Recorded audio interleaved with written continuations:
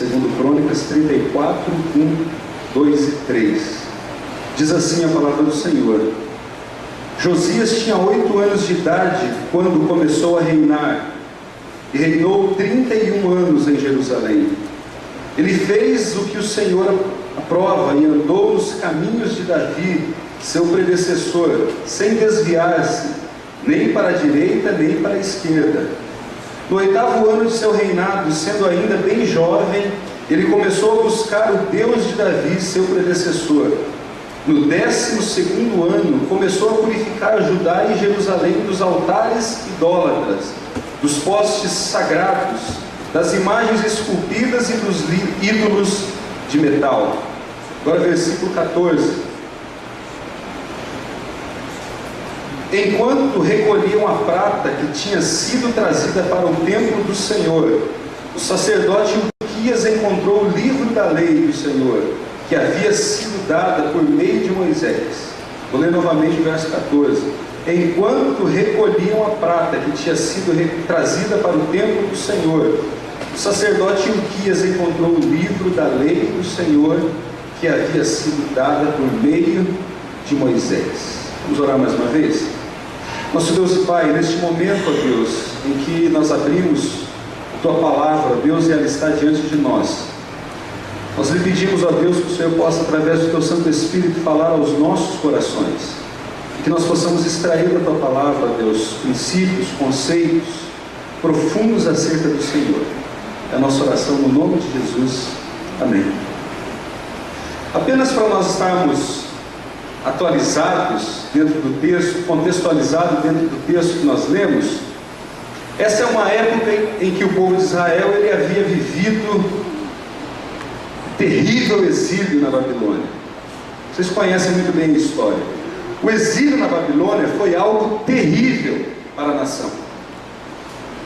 Foi algo incontável. Mulheres grávidas sendo mortas, seus filhos retirados do seu ventre, os mais jovens e mais fortes levados como escravos para a Babilônia, os idosos foram mortos no meio da rua. Vocês conseguem imaginar alguma coisa deste porte? O povo ainda estava sentindo o exílio muito próximo. O povo tinha a sua oportunidade de expressão, de expressar aquilo que eles sentiam, reduzida a zero. Aquilo que se refere ao culto de Israel já não existia mais como era antigamente. O privilégio de cultuar, de adorar, de se reunir no templo, já não tinha mais tanto sentido como tinha antes do exílio. Foi um tempo muito difícil, um tempo de repressão para o povo. Mas foi um tempo também de vitórias, e nós podemos observar, através dos profetas, a manifestação de Deus. Os profetas pré-exílio, ou até mesmo Jeremias, Daniel, que viveram o exílio, e nós podemos ver que a mão de Deus estava dirigindo toda a história. Agora nós temos Josias assumindo o trono. É interessante, irmãos, que nós lemos no texto que Josias tinha quantos anos quando assumiu? 8 anos de idade. Imagina um negócio desse. 8 anos de idade assumindo o reinado de uma grande nação. E o texto vai nos dizer, a narrativa vai nos dizer que ele ainda criança, no 8º ano de seu reinado, ele começa a restabelecer alguns padrões para a nação. Josias ele começa a perceber que alguns princípios, alguns valores que o povo valorizava no passado, eles haviam sido esquecidos naquele tempo. Josias então ele começa a buscar em Deus sabedoria e pede a Deus então sabedoria para estar administrando e mostrar assim para o povo estes conceitos, essas diretrizes que havia ficado no passado. Durante o seu reinado, inesperadamente algo incrível aconteceu. Nós lemos aqui no texto bíblico que uma porção da palavra de Deus, uma porção sagrada, um livro sagrado foi encontrado dentro do templo. O templo, que penso eu ainda estava em escombros, muitas pedras jogadas no chão, o templo destruído como sinal daquele terrível exílio, daquele terrível momento em que o povo havia passado. Como explicar aquele texto sagrado encontrado ali? Não sei. Quanto tempo ficou? Também não sei. De maneira minuciosa, eu não sei dizer para os irmãos como aquele texto estava ali. Talvez aquele livro estava ali desde a época de Manassés, por exemplo, Acaz, que foram reis terríveis para a nação, reis cruéis, que enfrentavam Deus diretamente, que perseguiam aqueles que eram de Deus, reis que encontravam algum objeto sagrado, algum escrito sagrado e tinham prazer em rasgar aquilo, queimar, que pegavam os utensílios do templo, se era de prata e ouro, eles roubavam para si, se era de barro, eles quebravam, como afronta a Deus, e dessa maneira desafiando Deus. Talvez esse escrito sagrado que foi encontrado estava lá perdido desde essa época. Passado então a época de Manassés, de Acaz, esses reis que eram realmente muito cruéis, de alguma maneira o povo havia se esquecido de Deus. De alguma maneira o povo havia perdido algumas diretrizes de como era uma vida de relacionamento com Deus, o que é normal quando nós não cultivamos o hábito de uma vida devocional diante de Deus. Se nós não buscamos a leitura da palavra de Deus, se nós não oramos, se nós não frequentamos aonde se fala sobre Deus, certamente nós vamos perder esses conceitos em relação a Deus e o seu reino com o passar do tempo. O povo, então, eles haviam perdido essa noção do que é se reunir novamente, a alegria da igreja estar novamente reunida. Josias, então, ele entra na história e ele resolve resgatar esses padrões, ele resolve trazer de volta esses conceitos que ele julga de muitíssimo importante para a nação. E ele chega para o sacerdote Hilquias, depois você pode ler na sua casa todo o capítulo 34, aí do livro de 2 Crônicas. Ele pede ao sacerdote Hilquias: Hilquias, vai até o templo e traz para mim algumas peças de ouro, peças de pratas que estão lá, porque nós vamos reformar essas peças. E Hilquias, ele encontra essa porção, ele encontra um livro de leis. Boa parte do que Hilquias encontra é aquilo que nós temos aqui no livro de Deuteronômio, escrito por Moisés. 99% dos discursos de Moisés aqui contidos no livro de Deuteronômio. E Hilquias pega aquele livro, procura um professor letrado, alguém douto, um escriba, Zafã, e leva para Zafã. Zafã, o que é isso aqui? Zafã, quando vê aquele livro, fica desesperado e corre para o palácio e mostra para o rei: olha aqui, Josias, o que eu encontrei, o que é isso? Ele começa a ler então aquele livro, aquele manuscrito, aquele escrito sagrado para o rei, e o texto vai nos dizer que Josias chora ouvindo a palavra do Senhor. Josias se emociona ouvindo os estatutos do Senhor. Ele rasga suas vestes, rasga suas roupas. Josias resolve então fazer um esforço muito grande para restabelecer aqueles conceitos que haviam se perdido. A nação descobre um livro sagrado, a nação descobre uma parte da palavra de Deus. Josias decreta então: todos precisam buscar a Deus. Todos, é imperativo, todos precisam buscar a Deus. Josias sente em seu coração a necessidade deste retorno a Deus. O povo estava esquecido. O exílio deixou o povo traumatizado a ponto de eles não se lembrarem mais de como era bom estar reunido com o povo de Deus, das grandes maravilhas que o Senhor havia operado no passado. Às vezes, alguns até nem acreditavam mais que a coisa poderia melhorar. Perdemos mesmo para os babilônios. E o que Josias vem e ele diz agora: alguns conceitos precisam ser voltados. Nós precisamos reacender aquilo que foi plantado no nosso coração, a semente que veio dos patriarcas, Abraão, Isaac, Jacó e José. Essas histórias, elas precisam ganhar espaço novamente nas nossas mentes. E Josias, ele decreta: todos devem buscar o Senhor. Nós precisamos, irmãos, como igrejas, descobrir novamente a alegria de estarmos juntos. Nós precisamos, como igreja, descobrir a alegria de se ler a palavra do Senhor. Como nós perdemos, como nós não nos emocionamos mais quando abrimos a Bíblia. Antigamente tinha aquela velha frase, né? De pé, em reverência à palavra de Deus, vamos ler o texto. Não era assim? O pregador pedia para a congregação se colocar em pé. Uma maneira simbólica de reverência à palavra de Deus, não usual mais nos dias de hoje. Mas o povo havia descoberto algo que marcaria a história da nação. Interessante é que nem sempre nós olhamos para a igreja como um lugar onde devemos buscar a Deus.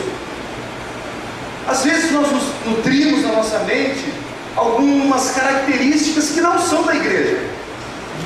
Você já ouviu alguém dizendo assim: para uns a igreja é como um clube? Eu acho que é uma das características que o povo mais fala, né?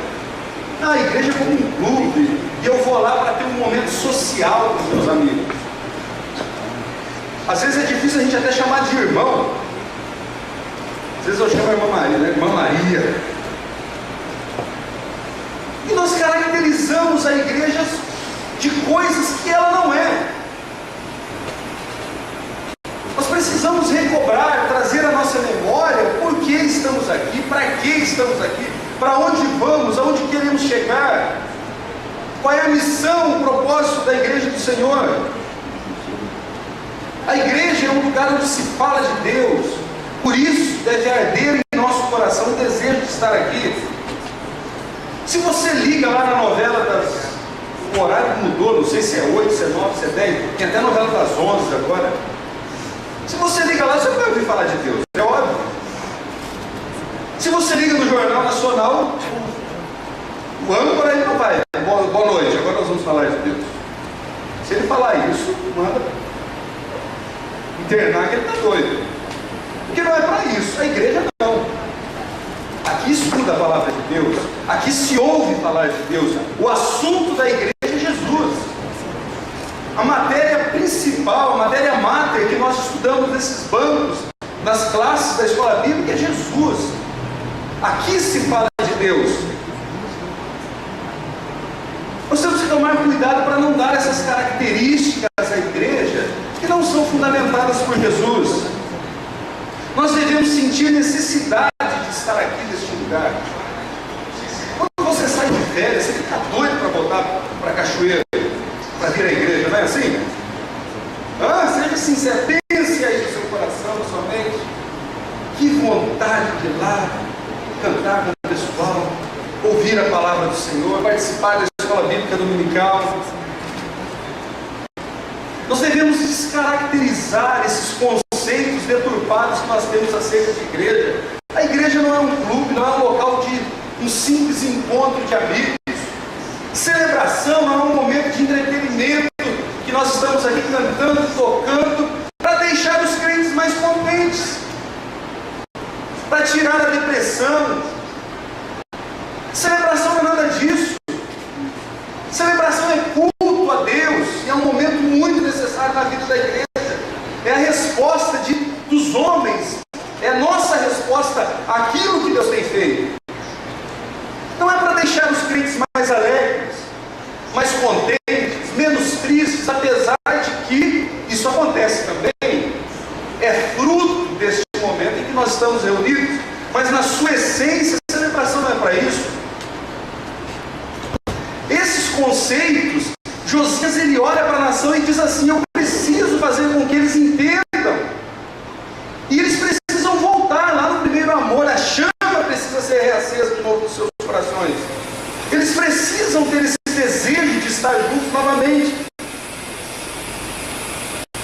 Deixamos de viver, irmãos, experiências e momentos maravilhosos como igreja, quando nós deturpamos ou confundimos o propósito de estarmos reunidos. pensar como Deus já agiu nesse lugar?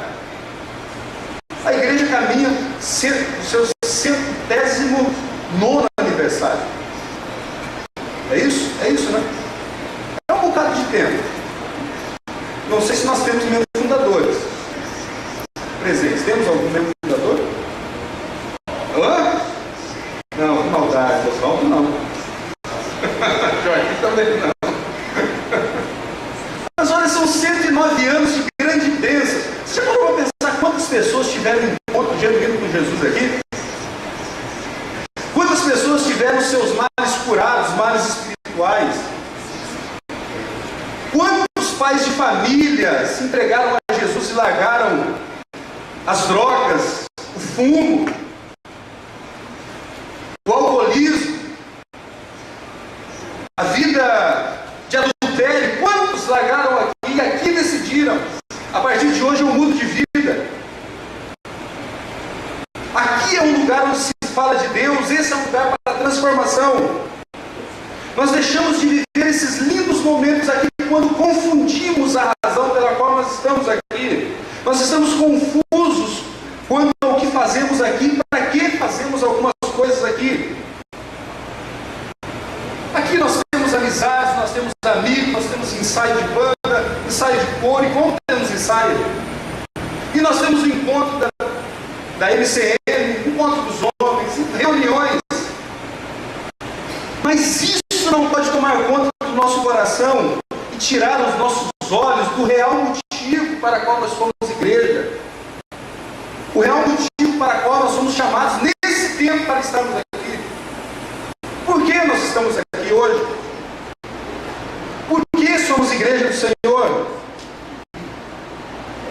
Por que buscamos o Senhor? E a Bíblia vai nos dizer que aqueles que buscam o Senhor de todo o coração o encontrarão. Eu fico preocupado, irmãos, às vezes pensativo, eu gosto de pensar cá com os meus botões, e às vezes eu ouço algumas coisas relacionadas à igreja, do tipo assim: a igreja não cuida. Você já ouviu alguma coisa assim? A igreja não cuida. A igreja não cuida dos jovens, a igreja não cuida dos adolescentes, a igreja não cuida dos moradores de ruas, a igreja não cuida dos idosos, a igreja não encaminha, a igreja não faz. Já ouviram isso? Alguns lamentos assim, que são rotinas, são comuns. A tarefa da igreja é ensinar a Bíblia, conceitos bíblicos.